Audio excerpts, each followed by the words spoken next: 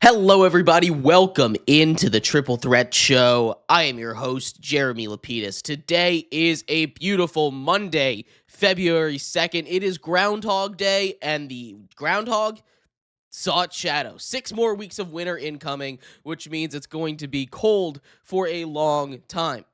Groundhog always right. That's what we've learned over the years. Happy Groundhog Day, but also a big day in sports. It is officially Super Bowl weekend. Lots of football coming through. I cannot wait to preview the game with all of the Triple Threat boys here throughout the entire week. But we have to start in the NFL today with the other big news. That being the fact that all 10 head coaching spots have officially been filled. Well, not officially, but they have been announced to be filled. 2 coaches, or I should say 1 coach, will not be hired until after the big game, that being Clint Kubiak going to the Raiders. So we will talk about all 10. We will give you a ranking, give you a letter grade. We will also go over the big news out of the NBA. Are the Hornets good at basketball? Is Cooper Flag a superstar already? What is his future? And what are the big all-star snubs, as the entire all-star rosters have officially been announced? To help me out with all of this and more, my 2 friends and co-hosts, Mayrob Fatemi and Nolan Jamber. How are you guys doing today? Snowing and cold, so I don't like it. Snowy and It cold. is 6 more weeks of winter on the way, Nolan. You got it. that, You better button down the hatches.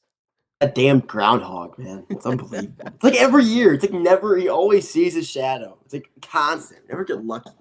He knows what's up. It's a holiday here on the Triple Threat Show, so we celebrate with my favorite thing, a good old-fashioned list. I've cooked up a list of the 10 head coaches that have been hired. I rank them 1 through 10, but I want to hear what your guys' letter grades for these guys are. Now, you don't necessarily have to agree with me. I could have a guy at number 10 that you think is the best hire. I want to hear your thoughts, though. So my list starts off at number 10 with the Dolphins hiring of 1 Jeff Hafley. Jeff Hafley, not my favorite guy. Rob, what are your thoughts on this hire to the Dolphins? Not my favorite either, man. I mean, he's the coordinator from the Packers. I mean, when you look at the Packers, that team did not do really well this season. I don't like it. I don't like what he brings to the table, going to a team like the Dolphins that doesn't really have a plan. So I don't think I think this is more of a bridge hire, if anything, for him. For this team, I don't see it panning out really well. Maybe this comes back to bite me, but I have it as a C plus rating right now. C plus is not the worst. I've got it as a D plus. I am a whole letter grade below you. I'm not a fan of his. I think what he did as a defensive coordinator this year is not worth a head coaching look. You saw what happened when he loses best player in Micah Parsons. He was overly reliant on him and he was not able to adjust. The Packers should not have lost a defensive coordinator. And honestly, I think there was reason for them to fire him rather than keep him employed. It doesn't matter. They're still looking for a new DC. Nolan, at number 9 on my list, the Browns hire Todd Monken. Todd Monken is a guy that has never had a head coaching opportunity. He's been in the league forever. He's got experience. What do you think of this hire? I don't mind it per se. I just don't think he's going to be the right fit for the Browns. He's an offensive coordinator from the Ravens, one of the better offensive teams in the NFL. One of the highest averaging points per team, yards per team in the NFL. And the Browns are a team that have been a defensive heavy team for as long as I can remember. They've obviously you have guys like Myles Garrett. You have some of the best defensive players. When the Browns have a good offense, though, when their defense is already set, so they can have when they have a good offense, even just a mediocre offense. We saw how they could play with a good offense. We saw them back in 2021 with Baker Mayfield in that playoff run they had. But I just don't think the offense is going to be there this year. I don't think they're going to have enough weapons. Maybe they will. You obviously had a guy like Harold Fannin Jr., huge rookie tight end for them this year, make a lot of plays. So if he manages to use him the right way, they can definitely expand that offense. But overall, I'd say it's an okay hire, not the greatest. I'd probably give it like a C.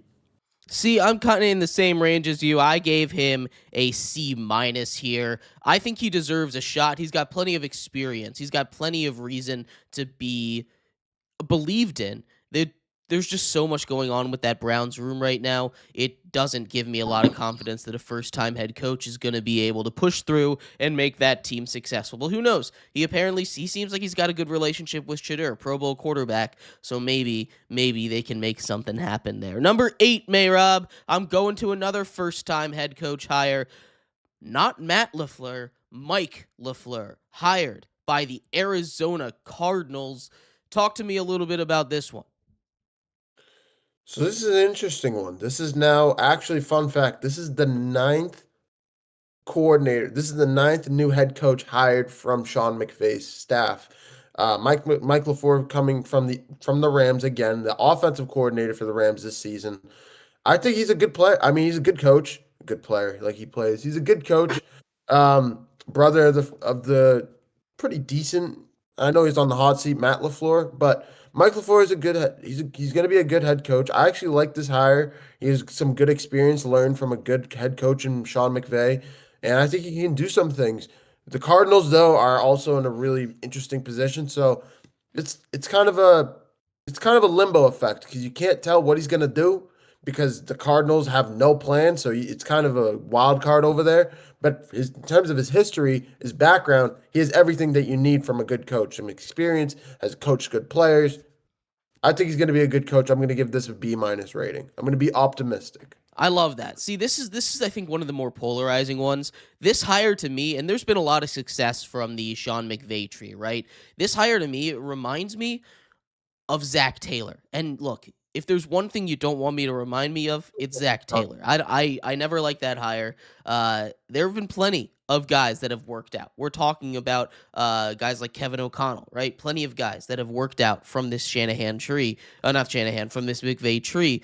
But there are also failures. Like, this is not a 100% hit rate, and this one feels like Mike LaFleur just doesn't do much. He's the offensive coordinator for Sean McVay's offense, a guy that's calling the offense, a guy that's doing everything for the offense. I just don't know what he really did on that staff, and I'm not sure what he did to impress enough to get that head coaching job. It did seem like more of an undesirable coaching job overall. Nolan, number 7, we've had conversations about this one. I'm going to the Steel City with the Pittsburgh Steelers. They bring in Mike McCarthy. For the record, I gave LaFleur a C as a letter grade at number 8. Mike McCarthy to the Pittsburgh Steelers. Talk to me a little bit about this hire. People don't like the hire. Obviously, they have their reasons, not to like him. He hasn't coached the NFL in a year and a half, 2 years now since getting fired from the Cowboys. But one thing about him that him and Mike Tomlin share, he knows how to win. He had multiple. I remember I brought this up when we talked about him. He had like a 4-year stretch of 10+ wins. He had a 3-year stretch of 12+ wins in Dallas. I mean, he knows how to win, and even though he got fired, I think he ended his career in Dallas like a 7-10 record. Got fired midway through the season, but he knows how to win. He has rings. He's coached Aaron Rodgers. He coached Aaron Rodgers when they won the Super Bowl together back in Green Bay, and I think that maybe this hire might work out better than people think he is. I think he's had his troubles in the past, but he's had his time. He's had time to reconcile, figure it out since being out of the league for a few years now, a year and a half. I think this might be a better hire than some people think. Maybe a worse hire. Who knows? I think it was an okay hire. I'd honestly gave it like a B- hire, but that's how I think about it. I gave it a C. Again, objectively, it's a fine hire. When you take the context in with the Steelers, that's when you lose me. Because this is one where, look, the Steelers had Mike McCarthy in the room. They had Mike Tomlin, who's a better version of Mike McCarthy, a guy that's going to win games, but isn't really going to be able to get you over the hump. They both have one Super Bowl that they won back in the early 2010s, and that's about it. Like, this just doesn't seem like a hire that's going to move people. You see the reaction from Steelers fans. They're going to win 10 games again this year. That's fine. I think they're just sick and tired of that, honestly. So sometimes it's time to move on. Sometimes it's time to bite the bullet. Sometimes it's time to say, we are done with this. We need to find the head coach of the future rather than a stopgap guy that's just from Pittsburgh. And that's what that feels like to me. Outside of that, up to number 6 on my list, Mayrob, we go to Buffalo. an icy press conference after the firing of Sean McDermott, but they stay in-house and they hire offensive coordinator Joe Brady to be the next head coach. Talk to me about this one. This is I mean, I want to say it's a good hire. Let me reiterate what I'm going to say here, because this is a good hire. This is a guy in Joe Brady that's withstood the test of time. He's been with the team for what, like, at least he's been there since Sean McDermott was a head coach for the last 5 or 6 years now. Sean McDermott, being the former head coach of the Bills, went to the playoffs. Was 7-0 in his seasons of making it to the playoffs. Went to the playoffs every single year. He was the head coach of the team. I mean, this is a good hire. I think Joe Brady is a guy that you could bring in if you're Buffalo. They bring him in, and I think he's going to do some good things. But this all comes back over to Tom Pegula that we've talked about for the last week now. Tom Pegula, we know how much of a cancer he's been in the organization for the last week. Even before that, when you look at what he's done to the Buffalo Sabres, it feels like him and Brandon Beane have kind of just trying to just push all the burden, or try to push all the blame of the last few years of not being able to make the playoffs, not making the playoffs this year, not for the last few years in general. I'm hoping Joe Brady can get over the hump this year. But, I mean, if there's a guy that can do it, that's been in the organization for a while, that's coached Josh Allen to where he is right now, it's Joe Brady, and he's done it. I think this is a good hire. I want to say this is a good hire. I'm going to stick to my gut. This is a B+ hire, in my opinion. That's good. Like, the one thing I want to focus on there is the fact that this was a Josh Allen pick. He was in for each of the interviews. He chose the guy that he wanted. That's the guy he's worked with the past couple seasons. This is a guy that was going to get a head coaching job. I firmly believe that. Buffalo decided to keep him in their building, which I don't necessarily hate. So they go with him. I give him a C+, just because it's more of the same, but I am a little bit more optimistic about it because I think he's a very talented coach, and he deserves to be a head coach somewhere. But up to number 5, we've hit the top half of the hires, Nolan. I'm going down to Tennessee. The Titans, they brought in a retread, which was kind of a theme for this cycle. Lots of retreads. Robert Saleh from the 49ers defensive coordinator now becomes the head coach for the Tennessee Titans. Talk to me a little bit about this one.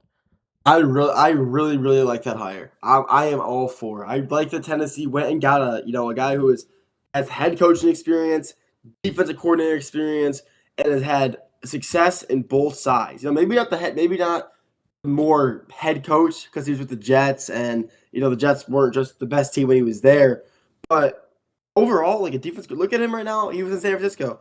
He had a great few years. He was phenomenal there, and he had offers to go be defense coordinator in Philly, and he turned it down and said, I'm gonna go to Tennessee. And I think that Tennessee could really see an upside in their not only the defensive play, I think they could definitely see an upside maybe in their offense this year as well. You saw how good Cam Ward was this year in his rookie year with, quite frankly, not a lot in the offense to help him out. And I think that this year you get maybe some offensive weapons to help him. Maybe you go draft some guys, some defensive players to kind of help that weaker, just defensive side of the ball. I really think that Robert Saleh can help this Titans team balance into the future. And honestly, overall, based just how I think the future of the Titans look now, I'm giving it a B+ hire. I like that. I'm on a very similar page to you here. I gave Robert Saleh a B here. Again, I'm a little bit hesitant because of how his stint went with the Jets, but you can really see in his first season with the Jets, their defense was one of, if not the best in the entire league. In his second season with the Jets, he gets fired 3 weeks in at the behest of, allegedly, Aaron Rodgers. And immediately that Jets defense falls off a cliff. He is going to be a very good defensive head coach. I just don't know how well he can be with the offense. And that's going to depend on Brian Daboll, which is another hire that I really do like for Cam Ward. I think they put together a pretty good coaching staff. So I give this head coach hire specifically a B overall. But it is definitely something where I could see the other way. Mayrob, up to number 4 on my list. The only coach yet to sign an official contract, a guy that has held up the hiring process as long as it did, Clint Kubiak goes to the Las Vegas Raiders. Talk to me a little bit about this hire. Okay. This is a hire that we've talked about off camera, Jeremy, for a while. That I'm gonna try and keep my cool. I'm gonna try to keep my cool because this. I understand that he's a good offensive coordinator and he deserves a head coaching opportunity, no doubt about it. I do also know that he's playing in the biggest game of his career next week in the Super Bowl for the Seattle Seahawks. Has an opportunity to win the Super Bowl bring a Super Bowl to the city for the first time in 11 years, going up against the team that beat them the last time they were there in the New England Patriots. And we don't need to discuss how that went. Malcolm Butler at the 1 yard line. We all remember it. It's all there. Clint Kubiak has an opportunity to win that game. And instead of being, in my opinion, you should be dialed in. I wish I didn't end up finding that stat. Google could not get me what I was looking for in terms of what the record. I'll have that stat for you later this week as to what the record is for teams who lose their coordinators, leaving for head coaching opportunities. But instead of paying attention to being locked in for a Super Bowl matchup, he's out there doing head coaching interviews with the Dolphins, with the Raiders, had 2 with the Raiders, had one with the Cardinals, and then actually announces to ESPN and leaks a report to Schefter that they're going to be signing Clint Kubiak, that the Raiders are going to be signing Clint Kubiak to a 5-year head coaching contract. I don't love it in terms of a Seahawks fan, but as for Clint Kubiak, going from a Raiders perspective, I do think it's a good hire. Bring in Fernando Mendoza, having Brock Bowers, that offensive line, that defense with Max Crosby. It might sway Max Crosby to stay, to sign a little bit of a 3-year contract extension to stay with the team, to see what they end up doing. I think this is a good hire. I think, especially with the state of the AFC West, no Bo Nix, no Patrick Mahomes. Maybe Bo Nix next year, but no Patrick Mahomes next year. The AFC West is wide open for the taking, and the Raiders might be able to do it. I think I'm giving this an A ranking. This might be one of the best. I'm shocked this is number 4 for you, Jeremy, because this is at least top 2 for me. Yeah, no, I love this hire. He's going to be a very good head coach. He's shown everywhere he goes he can be very, very successful, right? He did it with the Saints offense when they had nothing. He's now turned Sam Darnold into a second straight 14-win quarterback, and JSN into the top receiver in football this year in terms of yardage. He is a guy that's going to be able to design an offense. I'm a little worried that the Raiders are going to go all in on a quarterback that isn't going to work. That's not a question on Clint Kubiak. I think he's going to be a good head coach. I think he'll get time to make everything work. I love this hire. This is my favorite of the non-retread hires overall. But Clint Kubiak gets a B+ for me, just because I haven't seen him put it into action for long enough that I think he's a sure thing. He isn't a Ben Johnson or a Kyle Shanahan where you're like, I need this guy. He was the biggest name on this coaching cycle, but he wasn't a huge fish that everybody really wanted when it came to the coaching cycle. Everyone did, but there weren't a lot of like really into him suitors. A lot of teams just kind of gave up. A couple teams didn't, the Cardinals and the Raiders, but it always seemed like the Raiders for him. That's a B+ for me. I like this hire a lot. Getting into my top 3, though, I'm going to start down in Atlanta. Nolan, the Atlanta Falcons, they hire one Kevin Stefanski, 2-time coach of the year with the Cleveland Browns. Now he goes down to Atlanta. What are your thoughts on this one? This, honestly, in my opinion, out of every head coach that we've talked about so far, is honestly my favorite hire. I think that this was the best hire for him, the best spot to go for him. I think it's going to be great. He's obviously 2-time coach of the year. That helps your resume. He led the Browns to a playoff win for the first time in like 20 years in 2021. And they beat the Steelers and should have beat the Chiefs. But, that targeting call wasn't called. Forget about that. But I think that this is one of the best, probably the best hire in the entire offseason. He's a defensive-minded coach. The Falcons already have a good enough offense, in my opinion, to succeed in the NFC South. I think they just need I think they need some more help on defense, even though they do have some good defensive weapons. But I think that, getting a little more help on defense, combining that with already a pretty loaded offense. You have Michael Penix, who played well this year. You have Kyle Pitts. Bijan Robinson, Drake London. You have already a phenomenal offense with a decent O line. Actually, not really decent, but I think the Falcons this year are gonna. I don't want to say win the NFC South, but definitely have a higher chance of making the postseason now with the addition of Kevin Stefanski. He's just a phenomenal head coach, in my opinion. I'm giving it an A+ higher, or actually, I'll give it like an A higher, just because I think this is the best spot for him and the best spot to go from this postseason. Like out of all the head coach vacancies, I think the Falcons are like the best spot to go to. I agree. The one thing is they don't have a quarterback. I'm giving this an A-. Basically everything you said, I would echo here. So I'm not going to spend too much time on it. But my main concern is that quarterback position. That was a struggle in Cleveland. He wasn't able to develop one.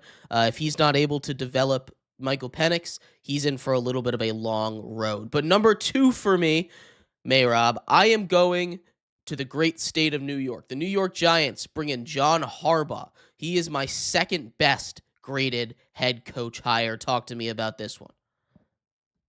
You're not gonna like me for saying this, but I cannot believe you put him top 2, Jeremy.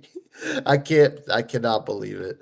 He's not. He shouldn't even be. I think he deserves to be 5 or 6. I think, in my opinion, especially with how he finished the Ravens' career. On top of, what's more important, what he's done since he's been hired with the Giants, bringing in his boys from the Ravens, bringing some of his old time guys, which I do not like at all. I do not think he should be top 2. I think you could put, plug in Clint Kubiak at 2. You could plug in Kevin Stefanski at 2. You could put in Robert Saleh even up there on top of him. But I would not put John Harbaugh this high. I don't think this is. I have this sitting as a B- ranking. I know John Harbaugh has a long decorated tenure, has a long decorated resume with the Ravens. Did a lot of good things with the Ravens, but he's just not that great of a head coach. He hasn't. It might be the end of his road as a head coach in this National Football League, especially with how he's done with the Ravens last couple of years. Like I said, I just think it's time. He's part of that old generation that it might be their time to go. Unfortunately, I agree with everything that you have just said, except this is a Giants team that needs an old generation of coach that's going to establish a culture. If you look at this Giants roster, they have the talent up and down, but they didn't have a culture established of winning. The thing that I don't like, and I'm getting these bad vibes from what he's doing, he's firing all of the longest tenured guys that have been there with the Giants, and I don't like that. I really don't. He's fired a guy that's been there for 45 years, I forget, I think he was like a strength coach or something like that. But you cannot just dismantle an organization like the Giants. Like, for as bad as they've been the last 20 years, sans a couple Super Bowls, they have a legacy. This is a Giants team that, if you go back the last 45 years in the NFL, has won the second most Super Bowls, right?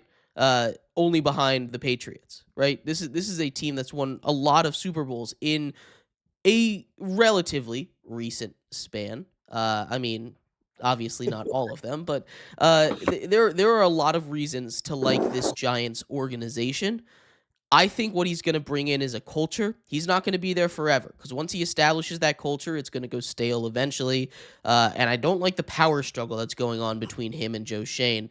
But I do think that bringing John Harbaugh in as a guy that is a proven winner, this is the difference between the Steelers and the Giants right now. If the Steelers brought in Harbaugh, I'd be saying a lot of the same things that I'm saying about Mike McCarthy. If the Giants brought in Harbaugh, they'd need to get to that 10-win mark. If they can win 10 games every year, that's a success, right? If they can make the playoffs every year, that's a success. The Steelers, that's their baseline right now. That's what they've known for the last 20 seasons. They need a shake-up, a change. The Giants have the talent on paper. They just need the coach to get them there. The Steelers have the coach to get them there. They don't have the talent on paper. So they're kind of in opposite situations. I understand what you're saying, and they're valid criticisms. I agree with you on every single one of those points, Mayrob, but that's not taken away from what I think he brings to this Giants team. I'm giving him an A overall. That leads us with just one head coach remaining. I have been way high on this hire the entire time, Nolan. That leads us back to Baltimore, where John Harbaugh left. They bring in Jesse Minter, kind of a Harbaugh clone, except he actually knows how to coach a defense. Talk to me a little bit about this hire. This is you've definitely been high on that. You're definitely not wrong. You've liked this hire since the moment you saw it, and I can see why. In my opinion, it's definitely not the best hire. It's still a top 3 hire, but I think it's probably like 3.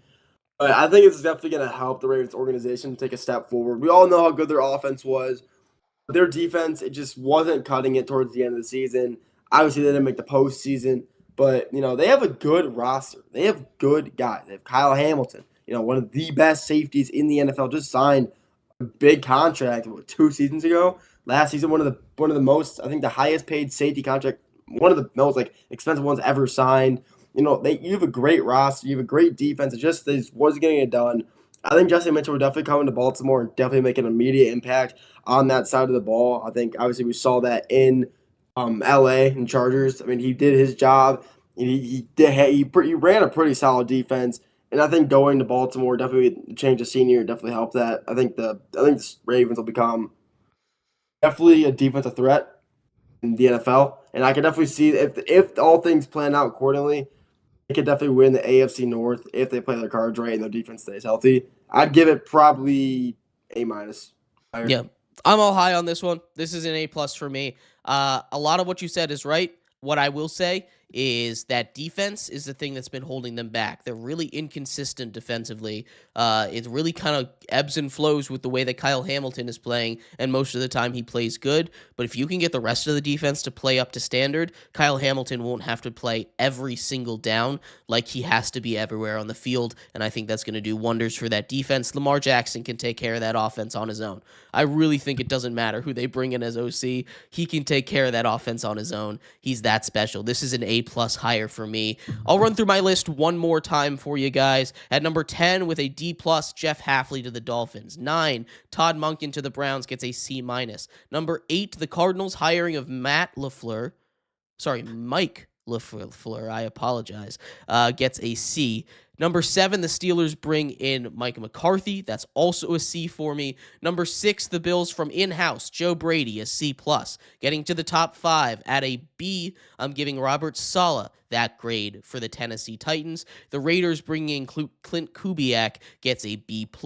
At number 3, the Falcons, Kevin Stefanski, A-. Number 2, the Giants hiring of John Harbaugh gets an A. And my favorite head coaching hire, Jesse Minter, goes to the Baltimore Ravens. That one gets an A+ from me. But that's enough football for today. We've talked a lot of football. There is going to be more. It is big game week here. It is Super Bowl week. We will talk about that as the week continues. Massive, massive implications. The Pro Bowl is actually tomorrow, so we'll talk some Pro Bowl tomorrow for more more NFL chatter. But we have to turn our attention to the association because some stuff is going on. It really is. The association is wild right now, and I want to start off with the all-star starters. The starters came out, we went over them earlier, but now the reserves have come out for the East and for the West. And we'll start off in the East Coast.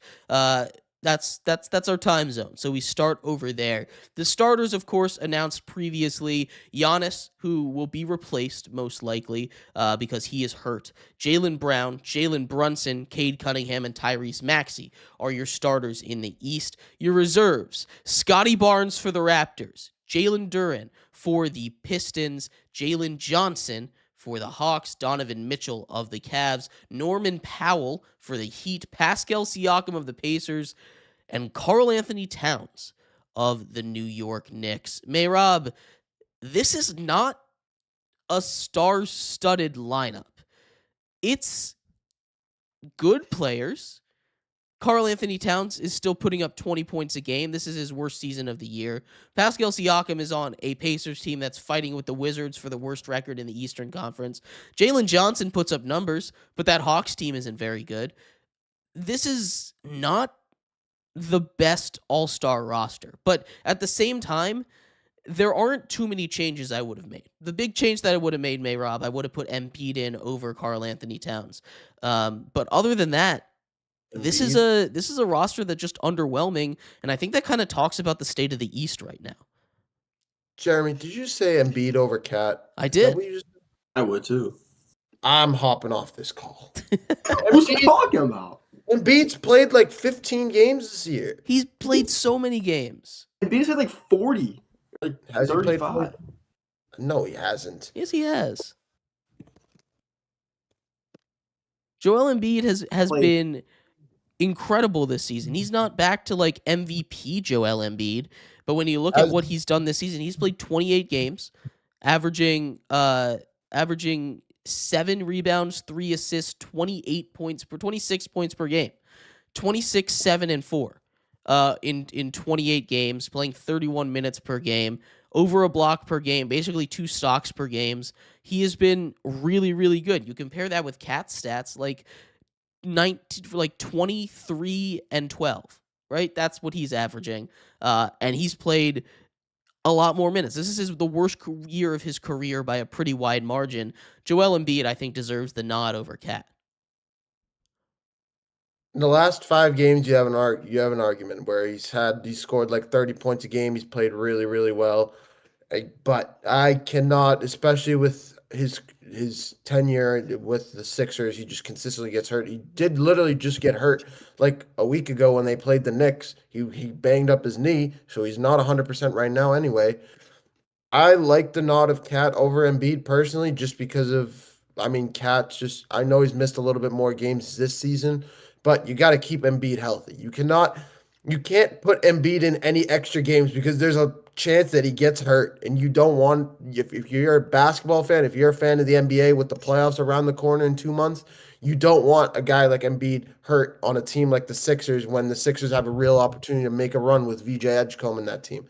But speaking of that, I wouldn't mind VJ Edgecombe over Cat, possibly, or Norman Powell. VJ Edgecombe over Norman Powell. But regardless, I guess now I'm looking at it, I guess it's kind of flip-flop. Cat's missed 37 games. Embiid's missed, like, I think 20 games when I looked at the stats a second ago. Regardless, the Eastern Conference, you're right. It's just a little bit of it's not as star-studded at the end of the day. It's a weaker conference than the West. And that's why I think, if you know basketball, and most people that can just, even if you're just looking at the names, looking at rosters, looking at numbers, the Western Conference is much more dominant than the Eastern Conference, and I think we can all agree on that one, right? For sure. Absolutely. The Western Conference, by just about every metric, has been much better than the East. Nolan, there are 2 Pistons here, and I don't want to rain on your Pistons parade here, but should there be 2 Pistons here? Do they both really deserve to be All-Stars right now? Are you being serious, or are you like? I'm being serious. That's a real question. Okay, the answer to that is yes. The answer to that is just obviously I'm gonna say that. Okay, as a Pistons fan, yes, and I just can't see a reason in the world why people don't think Jalen Duren should be an All-Star. I could see Cade Cunningham's for sure lock. Everybody knows that he's starting, but I don't understand how people think Jalen Duren isn't an All-Star. He's having not only the best year of his career, but one of the best big years currently in the NBA. He has grown, so the way he has expanded his game. He is more physical than most bigs in the NBA. He's one of the most athletic bigs in the NBA. I just can't see. I don't understand why people don't think Jalen Duren is an All-Star. I think I just can't see why people think that. In my opinion, I just don't see why. No, he's played great basketball, and I don't think he's not an All-Star simply just because I don't think there's anybody else in the East that I would replace him with. But I don't know how All-Star-ish this season really is for Duren. Like, Cade Cunningham absolutely playing like an All-Star, but Duren doesn't scream out when I'm watching those games as, oh my God, this guy's an All-Star. You know what I mean? Now, he's playing great basketball, and by his numbers, he deserves to be in here. I'm not arguing that. Because again, there's no one I would really replace him with. But it just, again, that just goes back to the conversation that we were having, Mayrob. This Eastern Conference just is not the strongest that we have seen in a while. But the Western Conference, on the other hand, that is a stacked lineup, right? You have Steph Curry, Luka Doncic, Shai Gilgeous-Alexander, Nikola Jokic, and Victor Wembanyama as your starters. Okay, works for me. Those guys are starters. The reserves, you got Deni Avdija, which, I mean, he's played good this season. Gotta slow down a little bit, though. I don't know about All-Star, but he's been hurt recently. He's been playing through injury, not playing, missing some games. Devin Booker gets the nod. Shout out to him. Kevin Durant back in the All-Star game. Ant, who I think has a real chance, has a real argument to be a starter over maybe a guy like Curry. But again, I'm not mad that Curry got the starter nod over Ant. Chet Holmgren, LeBron James, 22 straight seasons in the All-Star game.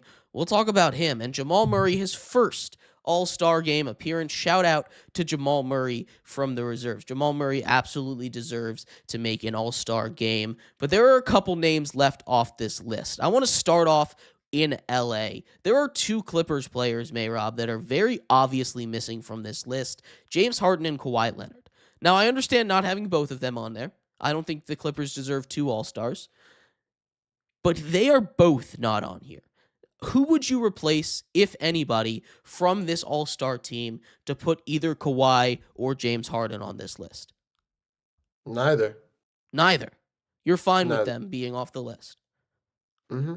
Maybe you could talk me into putting James Harden into this list, but even his numbers don't sway me into doing that. I mean, he's not shooting it very efficiently.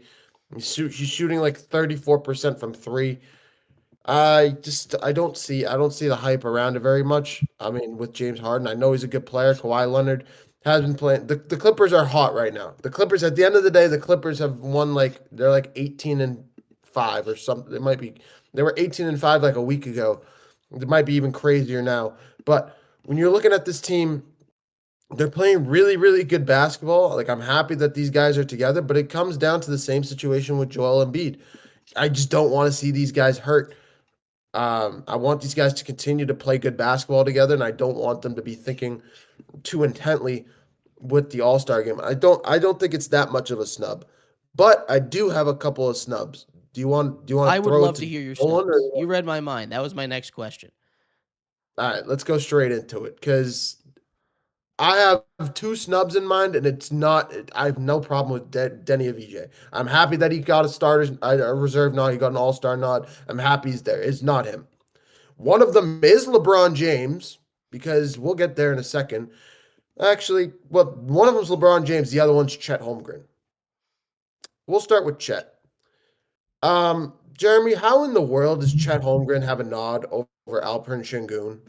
That's the next name. Alperen Sengun should be an All-Star. He and Kevin Durant should both be on this team. I think it has to do with the way that they're playing. The Rockets have been dealing with some injuries. They're falling out of the top of the Western Conference. I don't think the NBA wanted to give them two All-Stars. I see what you're saying, but I mean they're playing some of the best teams in the Western Conference. Yeah, they're falling out of the Western Conference, but look at who they've played. They lost to the Nuggets and they lost to the Spurs. Who else have they lost to recently? I mean, they beat the Hawks, they beat the Mavs, they beat the Grizzlies, they beat the Pistons. The only two teams they lost to are the Spurs and they lost to the Spurs. They even beat the Timberwolves and the Thunder. I mean, when you look at this team, they're really, really, really good at basketball, especially with Amen Thompson and the rest of the crew. I think Alperen Sengun should have gotten the nod over Chet Holmgren. I don't think Chet Holmgren's been an all-star level talent, in my opinion, really this year. Yeah, he's averaging 21-9, but I'm not even 17-9, actually, but I think it should have been Sengun personally. The other one's LeBron James, and I've talked about this pretty thoroughly behind the scenes in the group chat, in our group chat off camera. Give me Dillon Brooks. Give me Dillon Brooks. Give me Dillon Brooks over LeBron James in the All-Star game. And stay with me now. Dillon Brooks is averaging 21 points a game right now. He's pretty much leading this Suns team with Devin Booker. Devin Booker's still on the team, and I know he got the nod as well. But this kid, Dillon Brooks, is actually playing out of his mind this year. He's had 40 points really, really well. I really like what Dillon And I think Dillon Brooks really deserves this all. What say you guys? Let me hear it because I've heard it from multiple people already. But Dillon Brooks, I think, really deserves to be on this list. No, Dillon Brooks has had a really good season. I know Nolan has to head out, so I'm going to lob this whole question at you, and then we'll get into it. Nolan, Any snubs from this all-star team? We'll let you end it on there. Well, in my opinion, I know, injuries, whatever. Kawhi Leonard should 100% be an all-star. I don't care. Over the last 10 games, he hasn't scored less than 25 points. The last 10 games he's played. They have won 18, or out of the last 25 games, they've won 22 or 21. Sorry. Out of the last 18 games, they've won like 50. They've been 15-3 over the last 15, 19 games. 18, 19, sorry. I mean, I just don't see how Kawhi Leonard is not an all-star. I get the injuries, like the Joel Embiid situation, but he has helped this Clippers team go from a bottom feeder Western Conference team to a play-in team. And this is one of the, and Ty Lue said, we want to go on a 25, 30 game win streak, or have a good stretch of 25, 30 games. That is what's happening right now in LA. And that is all led by Kawhi Leonard. You obviously have other players too. Ivan Zubac has been playing good basketball. James Harden. For some reason, John Collins has been balling out as well. But I just can't see how Kawhi Leonard's not an all-star. I think he should be over LeBron, in my opinion. I just don't think so. Dylan Brooks is not even crazy. That's just crazy. It's not crazy at all, but, it's just, I never would have thought I heard Dylan Brooks names in the all-star game. It's just kind of just funny to me. But overall, I think the Western Conference is honestly fine. Obviously, there's always going to be a lot of guys you think are stuck. Like Alperen Sengun should 100% be an all-star. Yeah, honestly, I'm fine with just it should be Sengun and Kawhi or snubs in my opinion. But other than that, I think the West is fine. Yeah. I tend to agree with you there, Nolan. I have a deeper conversation around LeBron. LeBron is going to be in the All-Star game until he retires. Pretty simple. He's going to be in the All-Star game until he retires because he's LeBron James. And it might not be his best season, but he's still putting up 22, 6, and 6, right? Like, that's still a really good season from a 41-year-old guy. LeBron James is very special. At the same time, I would probably replace him. Honestly, he's third on the chopping block. I would take off Chet. I would take off Denny. And then I would take off LeBron. I would replace Chet and Denny. I would replace him with Sengun, and I would replace him with Kawhi. You are having a deeper conversation, Mayrob, about the implications of playing in the All-Star game, which we can get to in a second. But what I want to focus on right now is if this wasn't a real game, if this was purely like a mid-season All-NBA award, which guys would you have on the list here? That's how I want to treat this here because, yes, you want to avoid injuries to Embiid. You want to avoid injuries to LeBron. You want to avoid injuries to Kawhi because you want to have them in the playoffs. But the All-Star game is a big deal, right? Jamal Murray, for as good as he's been in his entire career, has not made the All-Star game one time until this year. That is incredibly impressive, and I want to shout him out a little bit. Dylan Brooks is having a great year. There's no doubt about it. He is not the reason that Suns team is as good as they are. Devin Booker is the best player on that Suns team, and you can't tell me that Suns team is good enough to have two All-Stars. I understand where you're coming from because Dylan Brooks has been playing great basketball. He really has. But there are a lot of players that I would put ahead of him, including LeBron, including Chet, including Denny, including Alpi, and including Kawhi Leonard, and even James Harden. There's a lot of reasons. There's a lot of reasons why.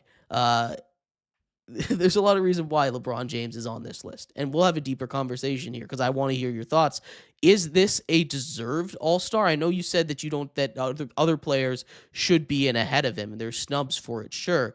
But is he a guy that still deserves to be in an All-Star game? Because you cannot make an All-Star game and still deserve it. You can be in an All-Star game and not deserve it. What are your thoughts there? Is he still playing good enough to be considered an All-Star level player? Nope. Not at all. Nope. You don't think LeBron? so? Why is that? Just look at his. I don't know exactly what the numbers are. I know defensively, he's like one of the biggest defensive liabilities on the planet. He can't guard. He literally just chooses not to guard on the defensive side of the ball like 80% of the time. Just look at his turnover rate. LeBron James. LeBron James is just not having. He's not having a terrible season, but with the level of talent, if this was the Eastern Conference, sure. I wouldn't have a problem with him being an all-star, especially with how weak the Eastern Conference is. But with the Western Conference, I can't sit here and say that this is okay. He's averaging 3 turnovers a game, 32% from three, 50% from the field, which is decent. I just don't. There's just better names out there. I would put Şengün over him. I can, I guess, see an argument for Kawhi Leonard. I just think 10 games is not enough of a sample size to qualify out All-Star level recognition. I don't think he should be named an All-Star off after 10 games of play or whatever, 15 games of play. Because before that, this team was literally a bottom feeder in the Western Conference. That's why I don't think James Harden should be in the conversation. I think a guy like a Dylan Brooks with the level of an X factor that he's been for the Phoenix Suns, I could see him being up there. That's why I put him up there. He's been the consistent X factor for that Suns team. That him and Devin Booker, I think, have meant like maybe 55% of it goes to Devin Booker. But I think Dylan Brooks really deserves some praise for how he's played, how he's done with the Suns, how much he's meant to this Suns team for how well they're doing. He deserves a lot of the credit, is what I'm saying. And that's why I think he should be an all-star. He hasn't missed any games. He's still a great defensive player as well. He plays both sides of the ball, Dylan Brooks. So it's not just offensively, it's defensively. It's the small things that go unnoticed. He's still a loudmouth, but he's played really, really well. So he started to back up some of that talk that he does, Dylan Brooks. So all in all, I think that's why. I mean, look this up, Jeremy. Was Kobe Bryant an all-star in the last year of his career in whatever it was, 2014, 2015? I think he was actually. I'm curious.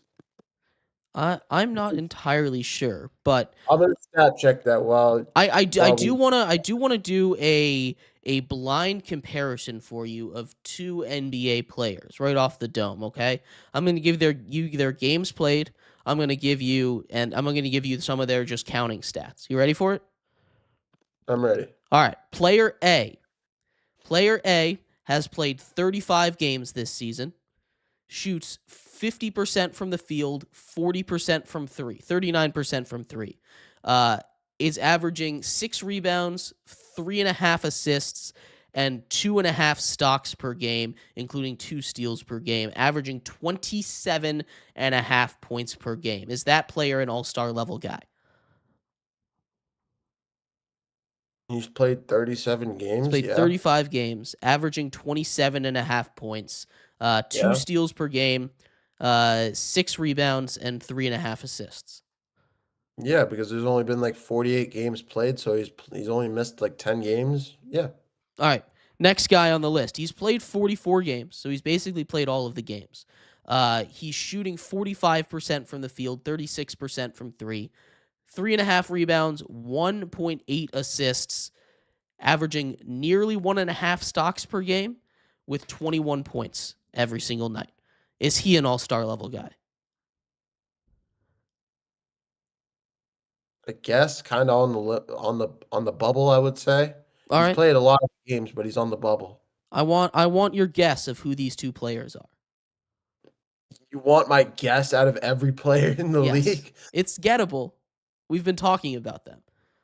I think player B's got to be like. I mean, I'm gonna guess player A is James Harden, isn't he? Close. Player A is Kawhi Leonard. Kawhi Leonard's played 35 games this year, averaging nearly 28 points per game, 2 steals per game. He's absolutely an all-star. Player B, that fringe all-star, that's Dylan Brooks. Now, Dylan Brooks is having a great season. I agree with you. He's having a great season. I just don't know if he's really an all-star level guy. He deserves to be in a conversation with LeBron this year. He does, because both of them are playing similar level of basketball. But at the end of the day, a guy like LeBron is going to win out against a guy like Dylan Brooks 20 times out of 10 when they're putting up similar numbers. You know what I mean? Yeah. So I get what you're saying. Dylan Brooks is a great player, and he deserves recognition for what he's done this year with the Suns, keeping them alive. That Suns team is really, really good. They were on a run. They're 30-20 now. They did just get sent down by the Clippers. But this is a Suns team that's playing really good basketball, and they've missed a lot of time from Devin Booker. They've missed a lot of time from Jalen Green, a guy who they were expecting to come in and be like a number 2 kind of option. This is a Suns team that's playing great ball. They deserve a lot of respect and a lot of love, but I just don't think Dillon Brooks is quite an all-star snub. He's worth an honorable mention, though, for sure. Outside of that, I do think that there are interesting discussions to have about how we do the All-Star voting. There's going to be some replacements, most likely. At least in the Eastern Conference, Giannis gets replaced. What's the name you look at to replace him? Maybe that could be a Joel Embiid conversation, especially with a big man. You could bring Karl Anthony Towns up to the starter position and then move Joel Embiid to the bench if you really wanted to. But, I mean, who else is there in terms of big men in the Eastern Conference? You could put in a Jared Allen, but even if you put Jared Allen over Embiid, that would be an incredible snub. So it's really it's wishy-washy who you're going to take. I could see it going either way personally. Jared Allen's probably going to be Embiid, but I do want to throw out a name like Alex Sarr. He's played really great basketball. He's averaging almost 2 blocks a game, which is insane. He's one of the best rim protectors out there, and he does it on the offensive end too. Yeah. No, I could see that name being out there too. Actually, now I'm looking at Jared Allen's numbers. I wouldn't throw him in there actually. But yeah, definitely Alex Sarr has been playing incredible this year. He's able to shoot. He's playing good defensive basketball on a really, really bad Wizards team. So all in all, I really like that. That's a great show right there. We will see what happens. The All-Star Game isn't the only big news out of the NBA right now. As we continue our jaunt around the league, there's a couple more questions I have to pose for you. We'll get them in, we'll get them out, we'll get it through here. Question number 1 for you, Mayrob. Cooper Flagg has been red hot. 2 straight 30-point double-doubles for the Mavs' first overall pick. The young player out of Duke is doing things we barely have ever seen from teenagers. In fact, he's doing things we have never seen from teenagers. Has he ascended to superstardom? Is this for real? And what can we expect from him moving forward? I mean, Cooper Flagg's played phenomenally this year. He's pretty much led that Mavericks team with no Anthony Davis on the floor. He's been the best player on that Mavericks floor for a while now, but especially the last 5-10 games, he's exploded. He's had a 49-point game. He's had a 34-point game. He's played really, really good basketball, and he's proven he's taken leaps and bounds at least as of late, and shown why he's the number 1 pick. He was the number 1 pick in the draft last season. He's played phenomenally this year, and I really like what this Mavericks team is doing. 100%. He deserves all the credit in the world.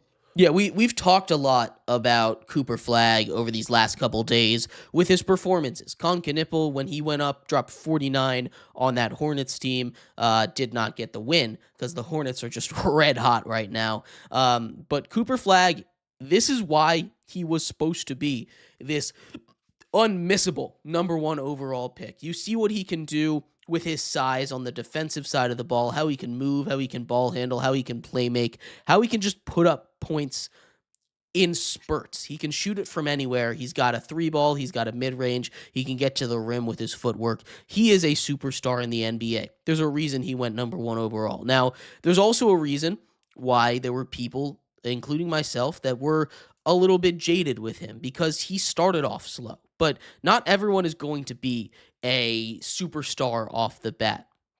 There is so much to like with his game when he gets to be the guy, when he gets the ball in his hands, when it's his team. And I think the Mavericks are seeing that. They're looking to move off of Anthony Davis. They don't need him anymore when Cooper Flagg is here, right? They're looking to move off of some of those older players so that they can build around Cooper Flagg the way that they should have been this entire time instead of trying to compete for a championship with a bunch of guys that are 70 years old, right? And injury prone. This is a good Mavericks team when they're healthy, but they cannot stay healthy. And Cooper Flagg shows you a future that Mavericks fans probably don't deserve after they traded away Luka Doncic for pocket peanuts and a bunch of scrap. But he's a superstar. I'm ready to put that label on him. He's going to be a superstar. Maybe he isn't there yet, Maybe we got to cool the jets a little bit on elevating him to that next level. But there are reasons why you can see those flashes. You can see everything that was expected out of him in these last couple of games and the way he's been playing down the stretch. But we did talk about the Hornets here, and that's the other team that I want to focus on because Mayrob, the Hornets have won 6 straight games, and that is not necessarily the most impressive thing in the world. There are plenty of teams that have gone on 6-game winning streaks, but it's the teams that they've beaten. They've absolutely dismantled the Thunder. They beat them by like 30 points, did the Hornets. They beat the Spurs. They beat the Nuggets. I believe they just finished beating the Mavericks, who, again, Cooper Flag put 49 up on them, and they still won the game. It's the caliber of teams that they've been going up against and the caliber of teams that they've been beating that has been so impressive to me. My thought is that this Hornets team is for real. I think they're a threat in the Eastern Conference right now because of how weak that East is. We talked about this all basketball segment, but this is a weak Eastern Conference. And the Hornets are kind of on fire. How good is this Hornets team? Are they for real? I mean, it's really, really early, but with early Suns, ever since the beginning of January, this team has turned it up to another level. Yeah, they had wins over the Magic, they over the Cavs as well. They almost beat the Nuggets. They almost beat the Knicks beforehand. But ever since the turn of the calendar year, this team has been on another level. Wins over the Bucks, the Thunder, you mentioned. They dismantled the Thunder. Over the Lakers, over the Nuggets, over the Magic, over the Grizzlies, over the Sixers, dismantling the Sixers by 30, beating the Mavericks, beating the Spurs. The way that this team has been playing is unbelievable. I mean, you just look at the names on this team. We knew that this team was eventually going to come knocking in the Eastern Conference with the level of talent that they had accrued. Miles Bridges, Colin Knippel. I loved Colin Knippel coming out of Duke, and he's proven why he was a top 15 pick in the NBA draft. Moza Diabate, LaMelo Ball, Brandon Miller. I mean, even Ryan Kalkbrenner on this team. This Colin Sexton. They have all the guys. This team has talent everywhere. It was about time for this team to come knocking. Defensively, offensively, I think this team is just getting started. I think this team is probably going to make it out of the play-in tournament. They won't even be in the play-in tournament. They'll be in the top 6 of this Eastern Conference by the time the playoffs come around. And I think, depending on who they go up against, they might come out of the first round. Now, I'm not ready to say that they're about to go into the conference finals. They're going to on a finals run. But this is the start of something beautiful in Charlotte. This is the start of something great if they do it correctly. It might be, this year you just got to temper your expectations. But if they can do really well and build off of that going into next season, this is one of the most dangerous young teams in the Eastern Conference. You go up there, they're up there with the likes of them, with the Pistons, with the Knicks, with the Raptors, with the Sixers, not even the Raptors. The Raptors are just whatever this year. I don't understand the Raptors this year. But the Sixers you could put in there, they're up there with the best of them in terms of who has the highest potential in the next 5 to 10 years in the Eastern Conference. The Hornets deserve to be in that conversation. And Colin Knippel, are we ready to say Colin Knippel is the best player on this team, or is that too early to say? I don't know if I'm quite ready to go there yet. Brandon Miller, have you seen the way that Brandon Miller's been playing? Oh my God, he's been playing so good.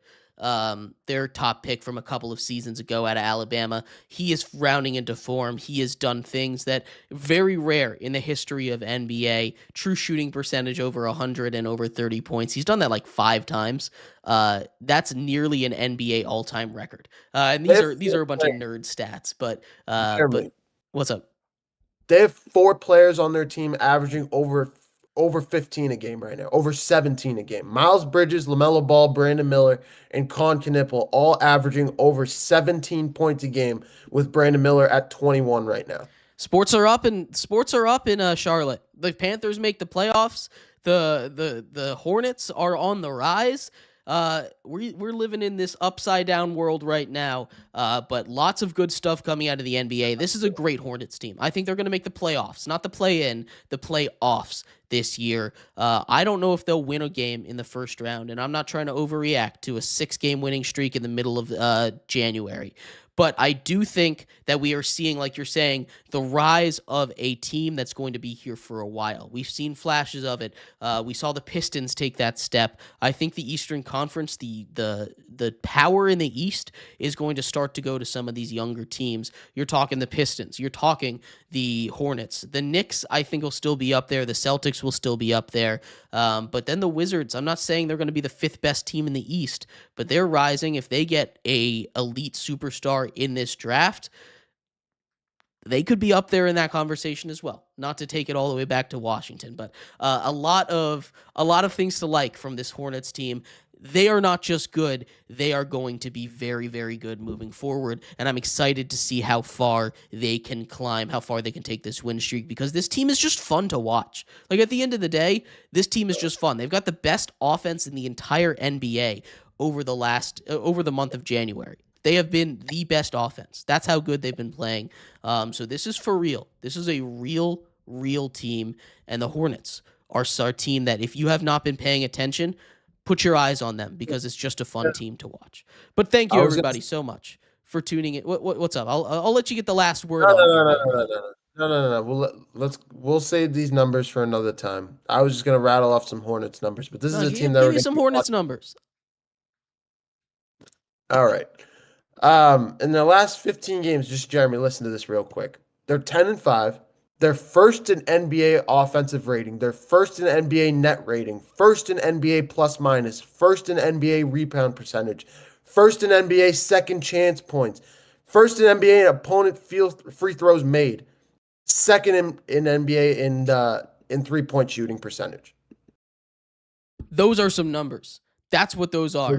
That is the kind of offense that leads you to the playoffs. That is the kind of offense that gets eyeballs on a team in Charlotte. The fans are rabid. They're excited. I'm excited. You're excited. Lots of excitement here on a Groundhog Day. The winter continues to roll for 6 more weeks. But thank you, everybody, so much for tuning in to today's episode of the Triple Threat Show. We have been your hosts, Jeremy Lapidus, Mayrob Vitemi, and Nolan Jamber, who had to leave early. But we will be back tomorrow. The Pro Bowl is tomorrow. We'll talk about that. We will talk about the other biggest stories from around the world of sports. As it is Super Bowl week, we will preview more and more of the Super Bowl as the big game is right around the corner.